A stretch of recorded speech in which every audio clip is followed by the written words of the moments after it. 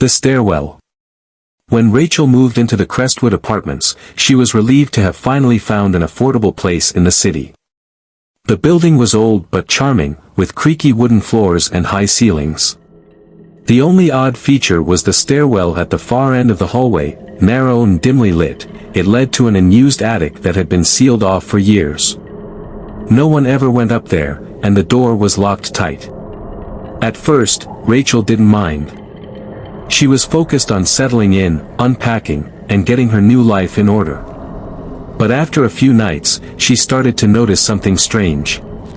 Every night, around 2 a.m., she would hear soft footsteps coming from the direction of the stairwell.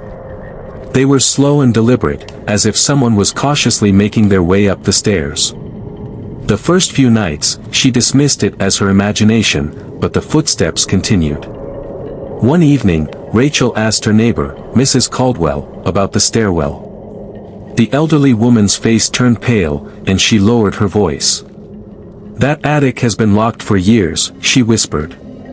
"Some say a woman used to live up there, a recluse. She died under mysterious circumstances, and after that, the stairwell was sealed off. People used to hear strange things at night, footsteps, whispers. But no one's been up there for a long time." Rachel couldn't shake the uneasy feeling that something was wrong. The footsteps grew louder each night, and soon, she began to hear soft whispers accompanying them.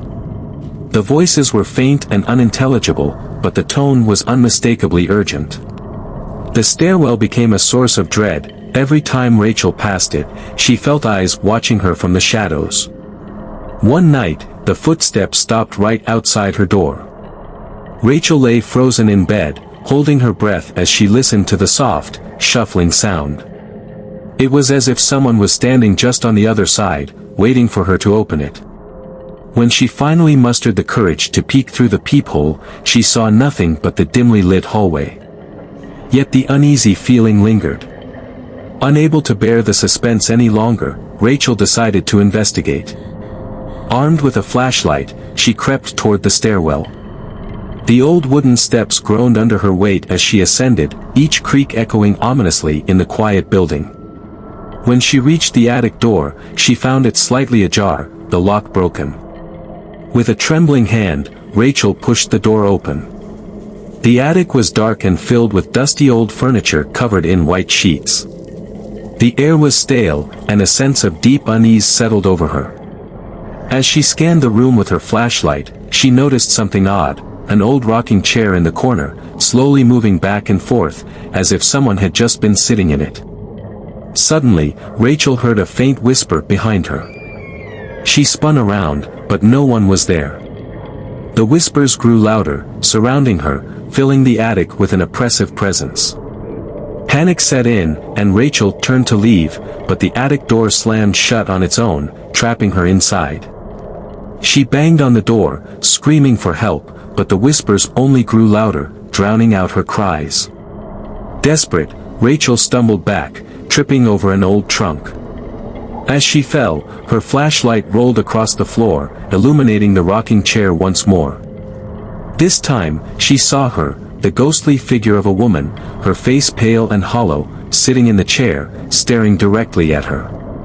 The whispers suddenly stopped, replaced by a single, chilling voice. "Why did you come here?" Rachel's vision blurred as she scrambled to her feet. She rushed to the door and yanked it open, escaping down the stairs as fast as she could. She didn't stop running until she reached her apartment, where she locked the door behind her, shaking with terror. The next day, Rachel packed her things and moved out of Crestwood Apartments without looking back. She didn't tell anyone what she had seen, but every night, she still hears the soft creaking of a rocking chair in the back of her mind, and the faint, haunting whisper, "Why did you come here?"